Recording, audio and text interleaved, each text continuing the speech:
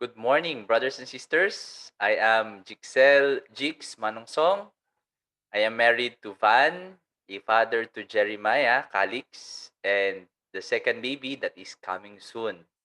We are from Batangas City and a covenanted member of Aligayan ng Panginoon, batch 2019. I shared to one of our sector assembly last February 2019 and updated you with our community building efforts here in Batangas. And that same year, we had our covenant with the Lord and in Ligaya. But before that, even as early as March that year, our pastoral leader asked us to pray about the covenant we will be taking, and the Lord is talking and leading us. Nangungusap ang Panginoon. He said that I or we are not yet seeing everything yet. Para bang embedded na ang misyon na nais ipagawa ng Panginoon. Yes, I am drawn back to the reason why I entered Ligaya in the first place. It is very clear for me that the Lord is leading me to come and see what is in store for me through Ligaya. Also, to go back to Batangas and share what I experienced. I am blessed with every gift the Lord has blessed us in Ligaya, and to say, we are blessed, brothers and sisters. Actually, it is very tempting just to stay or to stay in and with Ligaya. Everything is set up, the way of life, the leadership, the discipleship pattern, our relationship with men's and women's group and in district is growing, and almost more than our blood brothers and sisters. It is tempting to stay with our comfort zone, that is Ligaya. But the call of the Lord for us is to build community here in Batangas, and it is very resounding. Our brothers and sisters from our outreaches in CYA and Lingkod are maturing and really need a more stable and mature community to continue their discipleship with the Lord. Going back to our call, the community building team asked us to check that call again if this is still there. I, along with other 12 Ligaya members from Batangas, brothers and sisters, came into a retreat last March 2020 before the lockdown to really check if we are still sold out and called to our mission in Batangas. We had a good retreat, and by God's grace, we said yes to this mission. Full of joy and excitement, we can now formally start, quote unquote, formally start our community building effort.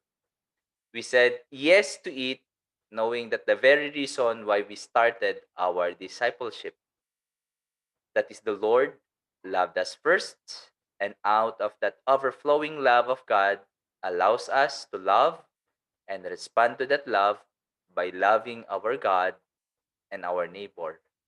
In this context, our brothers and sisters in Batangas. Yet, pandemic hits us all. The excitement and joy seem to be replaced by fear, lockdowns, and separated from each other. All of us adjust to the pandemic, and even some brothers and sisters were gone along the way. The Lord continued to speak to us. Nangungusap po talaga ang Panginoon. In one of our assembly, I think that was May 2020, we in Batangas and in Ligaya have almost have the same words that we got from the Lord. In your desert, you will find oasis. It will depend on how you look into your desert. Yes, it is an arid place where almost no life in it. But also, desert is a place where I met my prophets, even my son, and will it is a place where I will meet you. Overflowing with joy of the Lord, we felt that indeed God is with us in whatever circumstances we may be in, pandemic or not. We keep meeting together as community. We do our small group meetings, evangelistic events, even online. The number of married couples is also growing, and from an ample group of 3 or 4 couples, we faithfully meet and support one another as it is needed the most. Just a throwback, brothers and sisters. The last time I shared in our sectoral assembly, we were saddened because we planned and prepared for our first family life and marriage enrichment series or flames. And yet, no one came during that time. I was teary-eyed, hoping for consolation as I shared to you. And yes, you console me, you console us, along with brothers and sisters here in Batangas. And just to give you an update to it, we just finished our flames last Thursday with 6 new couples. Amen. A good and great harvest indeed. It was made possible because of your prayers and even practical help.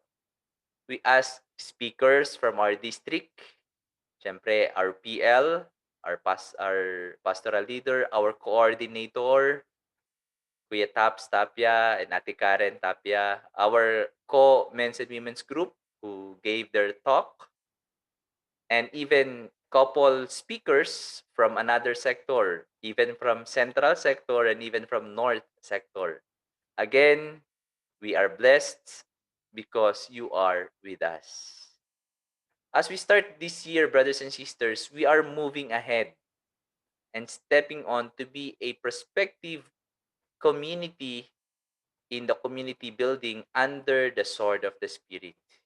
This is the initial stage of becoming a full uh, covenanted community member or covenanted community. We are most grateful to Ligaya ng Panginoon.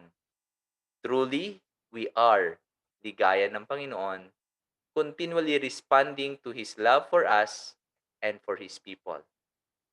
We are gifted in ligaya, brothers and sisters, and we receive these gifts without pay, and so the Lord calls us to give without pay.